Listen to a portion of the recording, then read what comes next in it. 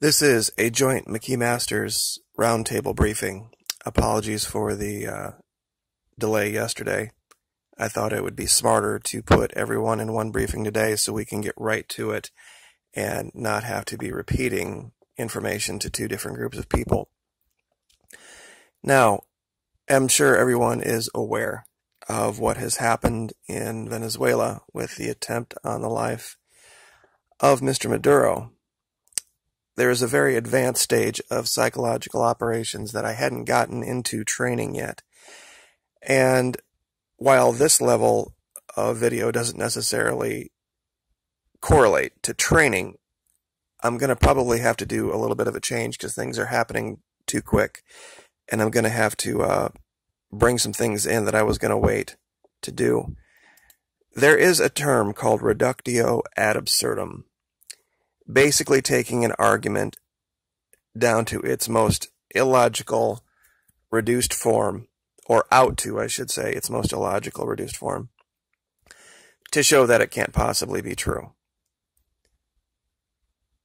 You also see this thing called correlation, correlation and causation, meaning that because two things exist at the same time, they must somehow be related.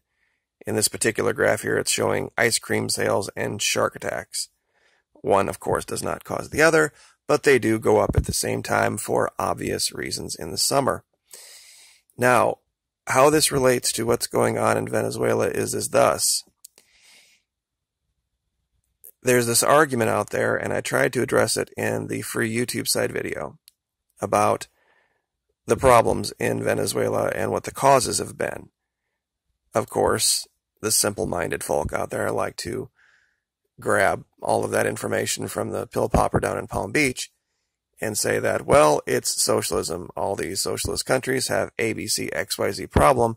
Therefore, because these two things correlate, they are now causation. And it's not the case at all. But in this case, it's going to have incredibly damaging effects in the world. Because there's going to be groups of people that are going to take advantage of this state, this mental disconnect with people, to start a war. And here, what you're looking at is a man named Alvaro Uribe, who used to be the president of Colombia, who has now been relegated to the position of senator, asking the U.S. to intervene in Venezuela. What most people don't know is that this guy was being investigated by the Supreme Court in Colombia for a great many murders. He's already admitted being tied to the Medellin cartel. But now that Mr. Duque, his protege, is going to take office, that has all gone by the wayside. One of the things that I think is telling when you look into all of these folks on the outside of Venezuela wanting there to be some change, they have been trying to speak directly to the military in Venezuela. They want the military in Venezuela to overthrow Maduro so they can keep their hands off of it. You would have to ask yourself if it's really this bad, if it's really this much of a terrible, horrible issue with Mr. Maduro. First of all, why hasn't the military done it on its own? It's not like these kind of militaries down in South America have had a problem with this in the past. Why wouldn't this have been done under Chavez? And it's been, what now, 5 years? Because you see, the military knows. The people in Venezuela know what the real reason for the problems is, and it's not Mr. Maduro. It's not the bus driver. It's things going on way above their pay grades.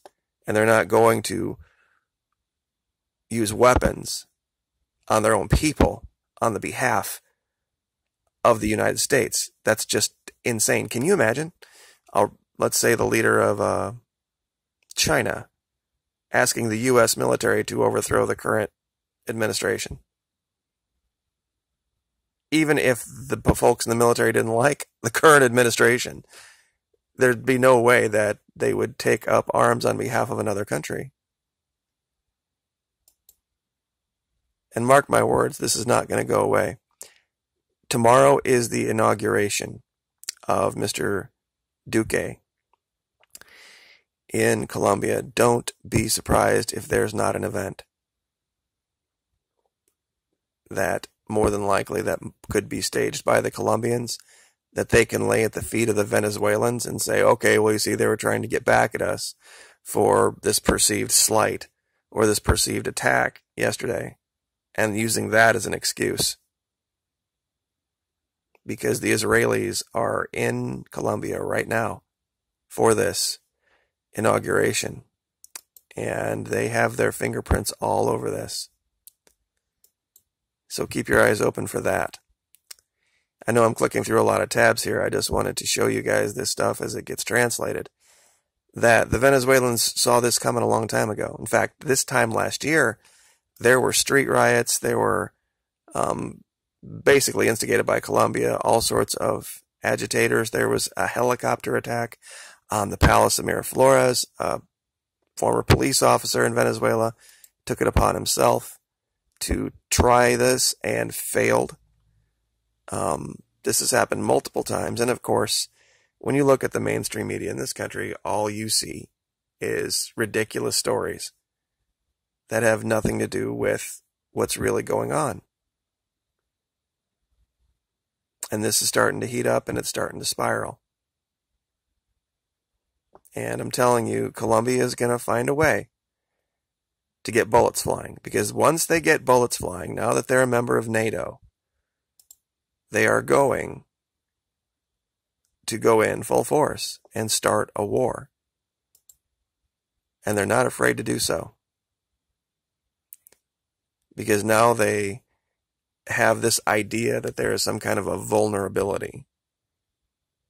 They were able to fly the drones and explode the drones. You know, it could have been a dry run. It could have been something where they were just demonstrating to the United States. Say, look, see, we were able to do it here. You know, so if we can do it, surely you can do it. You'd have to ask yourself that question too. I mean, our drones would be beyond their ability to see it at altitude and launch, you know, Predator drone strike with Hellfire missiles. If we were going to do something like that, we wouldn't just pack TNT onto some kind of a drone and fly it over there. But this was probably just a proof of concept. So anyway, I will leave it there for you guys, but do understand there's going to be a much, much higher level of psychological operation being run on America. And the folks in America, those who would stand up and not allow this to happen if they knew the truth. If they knew the real truth of what's going on, but they're going to distract them, and they are going to use all sorts of different techniques, and reductio ad absurdum is one, and correlation causation is the other. So we will leave it there. Thank you so much for your patience as information warrants. I will keep you guys apprised. Also, strangely enough, and I'll leave it with this, YouTube has reinstated, strangely, my live privileges. So at some point, keep your eyes open. I'm not going to announce this publicly on YouTube. I will be going live with some things. So anyway, we'll leave it there. Thank you so much. Like, share, subscribe.